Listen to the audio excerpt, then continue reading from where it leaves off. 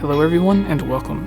One of the biggest games people have been wanting to be released for Nintendo Switch is The Legend of Zelda Twilight Princess HD. It's seen a lot of upgrades and changes from Tantalus and Nintendo, which improved the game and added new features. However, Tantalus has also spoken about having over 100 changes that didn't make it, a lot of which was completely finished, from higher polygon models, entirely new areas, dungeons, and just making the game much bigger and better. Sadly, these changes didn't make it, but there is hope. If it is to be re-released and brought to Nintendo Switch, it would need to once again go through some changes. They would need to get rid of the gamepad and dual screen features, add Joy-Con controls support, and other Switch-specific features, which would give them a chance to add in more of the ideas and upgrades they originally had. With that in mind, here are 10 upgrades and changes Nintendo and Tantalus could implement to make the game even better for Switch. Let us know which changes and improvements you would make, if you disagree with any of our choices, and which game would you like to see us make a similar video on. Starting off with 1. Upgraded graphics. In interviews, Tantalus discussed how they were originally going to upgrade the character models and almost everything in Twilight Princess to make it look closer to how we would imagine a modern, realistic Zelda on Wii U to look. Maybe it was something closer to the look of the Zelda Wii U tech demo. Sadly, they never revealed how the game or characters looked with this next-gen overhaul. Tantalus ended up thinking the new higher polygon models didn't match the original feel of the game, and thought fans would feel it was too different. So they decided to go back to all of the older models and make the game look as great as they could using them. Another interview with one of the lead artists gives a different story, suggesting Nintendo wanted to keep the changes limited in order to not delay or rush the game. So her and others did all they could to make the textures, lighting, shadows, and everything else visually look as good as possible. I'm guessing this rule came in at a later point in development, and maybe why the better models and new designs weren't used. Would you like to see a Twilight Princess HD completely remade from the ground up to look more like the Wii U tech demo, or in a different art style?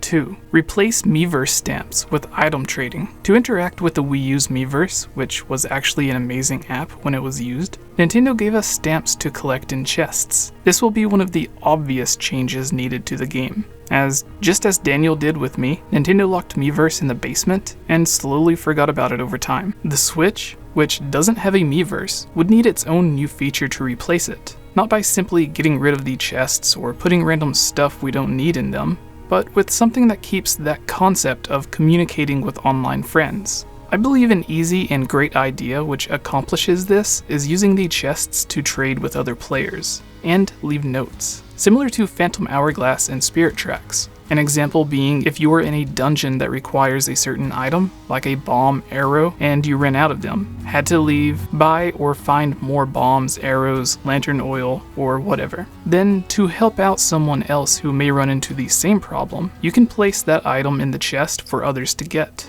Maybe put in a fairy, underwater bombs, or whatever with a note giving a hint, clue, Easter egg, or even a congratulations. A more unique way to do this is by allowing the player to decide where the chest and item is left, inside or outside of dungeons. This can also be a way to add in an unofficial minigame of sorts, like hide and seek, randomly encountering a chest placed in a hard-to-reach or secret area, and being rewarded for it, even if it's just your arrows or wallet being fully maxed out.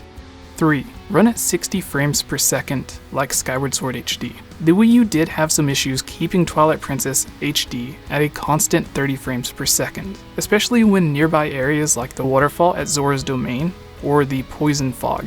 However, with the Switch, the extra performance could easily be able to keep it at a smooth 60 and still have 1080p, just as Skyward Sword HD did. 4. Keep motion controls for Joy-Cons and let it be optional. One of the best things about Twilight Princess HD is that it offers you both ways to play the game, the Wii and GameCube versions of the world, with them being a mirror image of each other, are included. However, the Wii U gets rid of the motion controls on the Wii's version of the game, now called Hero Mode. We did have aiming with gyro motion controls with the gamepad, but not full motion controls. With the Joy-Cons giving the same if not better motion controls as the Wiimote, It would be great to give us the option in the pause menu to decide, just as Skyward Sword gives us the option. We can go a step further and do this for both versions of the game. This way, left and right-handed people can play with motion controls on both versions, and have the hand Link uses the Master Sword with match with the hand the player is using for the Wiimote. 5. Add new dungeons, not just the Wolf Link Amiibo bonus dungeon. Tantalus stated in interviews they really wanted to add a lot more new stuff to Twilight Princess to really expand it and make it much bigger. This included dungeons, but Nintendo wanted them to scale back their plans in order to have the game release on time, and not be delayed, where if it was, it could have released closer to Breath of the Wild's original release date, where the two games could have competed with each other. A quote from one of these interviews states, "We suggested building new areas or more areas and making it, having even more functionality within the title. But we were kind of made to narrow our focus a little bit in order to be realistic about the time constraints, and so in order to ship the title. So what we ended up with was the Cave of Shadows, which I think is a pretty neat use of that amiibo. It really makes me wonder what new areas or towns could have been added if Nintendo let them. Where would they have been located? What use would they have served? As for dungeons, would they have been placed in a new area or added onto an existing one? And finally, what weapon, item, or ability would have been added in with the dungeons? And let's not forget the potential for new bosses and mini-bosses. I could easily see another trail, having an area blocked off, similar to how we discover the hidden village, or another secret path in the graveyard in Kakariko Village, leading to a shadow temple. Personally, I would love a shadow or light temple, maybe a temple that combines elements of other dungeons in a way similar to Stone Tower Temple. Some may think this would be too much to ask for, but Nintendo has done this before. When Link's Awakening re-released on Game Boy Color, it included the Color Dungeon. When it was remade for Switch, it was once again given a new dungeon, this one being customizable. Even A Link to the Past's port on the Game Boy Advance came with a new dungeon. Games like Mario Kart, Pokken Tournament, and others on the Wii U or 3DS that had upgraded or definitive editions re-release on the Switch continue to have DLC and other new content added, despite including the main game and all previous DLC and expansions already as part of the base game, and being considered complete. 6. This might be me dreaming, but cut down or get rid of the loading or the fading to black, and have all of Hyrule connected. Hyrule in Twilight Princess was absolutely massive for the time. However, this meant the game had a lot of areas, including Hyrule Field, be sectioned off and requiring a loading screen or a cut to black to go back and forth. This made sense for the GameCube being so limited.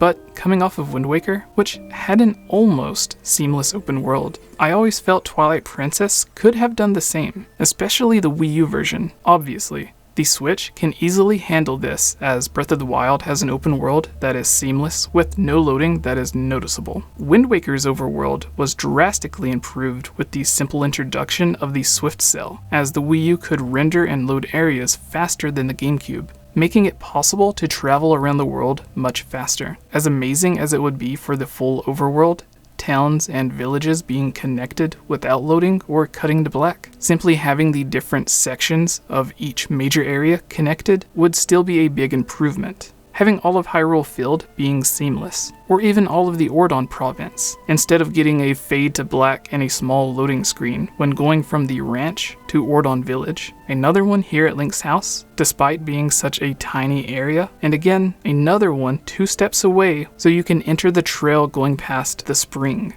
7. Fully orchestrated. Skyward Sword began the era of fully orchestrated music for Zelda games. While the soundtrack for Twilight Princess still sounds great, having professionals recording live with real instruments always gives a uniquely great quality of sound, and seems to have more emotion for most people. 8.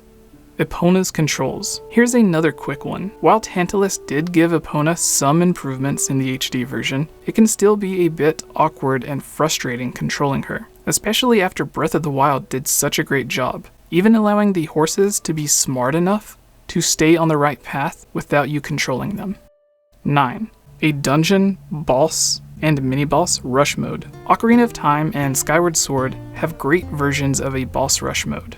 Twilight Princess could add this in with a new character, similar to the dragon in Skyward Sword. Or they could have it more like Ocarina of Time, and we simply lie down on Link's bed and fall asleep. Give stats for each boss or mini-boss, such as how fast you won, how many times you were hit, how many items you used, and more to use with an online leaderboard to compare and compete with friends. As a bonus, allow us to replay through dungeons, similar to Majora's Mask, but with all of the upgrades and new items we now have, and give the same stats to compare how long it took to beat the dungeons. This would especially be great for people practicing speedrunning, or coming up with different methods of defeating certain enemies or dungeons using items you otherwise wouldn't have acquired yet.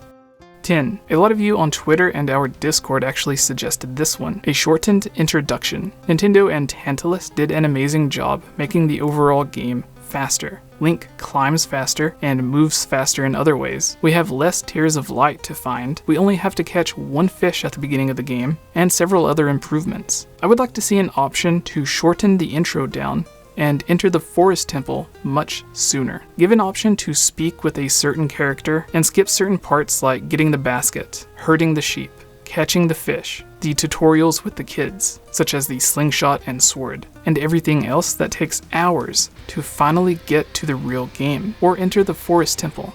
And thank you for watching. We have a few new Patreon supporters that I would like to give a thank you to. If you would like your own shout out, then head over to patreon.com/GameOverJesse, where you can receive a ton of different rewards while helping us out. Those of you who are just donating a single $1, that really does help more than you would think. Thank you Monica Spath, NORNARB, Shadow to Us, SOBERX, 𝗓𝗛𝗄, Natsu, Rusty Caulfield, Zoe M, Candy, David Guthman, Ashton Wren, BKRS7, Blargnar, Chad Costin, Gus Calvo, Henry, Jesse Birch, Jesse Wood, Jon Snow, Larulian Sheep, Lovable Christie, Mr. Monocled Metroid, Super NX64, and ZAIN.